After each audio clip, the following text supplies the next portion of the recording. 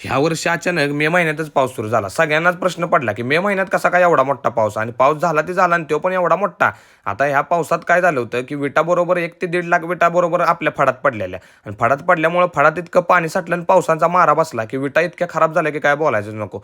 तुम्ही हिशोब जर लावायला गेला तर 1 लाख 1.5 लाख गुणिले विटाचा रेट करा. त्याबरोबर तुम्हाला झालेल्या नुकसानाची रक्कम मिळेल. आता ह्या सगळ्या विटा इतक्या खराब झाल्यात आणि तुम्ही बघू शकताय कशा चिंदून पडल्यात सगळ्या. म्हणजे अक्षरशः अख्ख्या सीझनमध्ये एकदाच सीझन असतो उन्हाळ्यातलं 3 महिने आणि त्यात पण ही अवस्था. कसं माणसानं करायचं? निसर्गाने जर साथ दिली नाही तर माणसानं कसा व्यवसाय करायचा आणि परत कस्टमर पण रेट पाडून मागतंय. ह्या विटाच्या अक्षरशः बनवलेल्या माती झाली आहे. गेलेला waste of time, waste of money आणि वेस्ट ऑफ सगळंच. कसं माणसानं सहन करायचं ही तुम्ही पण सांगा आम्हाला. आणि इतकं झाल्यानंतर परत वरची भट्टी रचलेली त्याच्यावरचं पण थर अक्षरशः खराब झालेलं. मग ती थर पण परत काढून ट्रॅक्टरमध्ये टाकायचं चाललेलं. का तर वरनं पावसानं भिजलेलं आपण कस्टमरला कधी खराब माल देत नाही. आपल्या डोक्यात एक असतं कस्टमरला क्वालिटी द्यायची. त्यामुळे आपण सगळा खराब झालेला माल काढून इथं ट्रॅक्टरमध्ये भरून तो डेपोला नेऊन टाकायची व्यवस्था चालू होती. आता नुकसान जे झालंय ती काय भरून येणार नाही. तुम्ही बघू शकताय किस्तं नुकसान झालं. इतक्या विटा खाली पडल्यात त्या पडल्यात त्याच्यावरनं आणि ह्या विटा पण खराब झाल्यात आणि एवढं सगळं झाकलेलं ती पण झाकलेलं पण खराब झाले.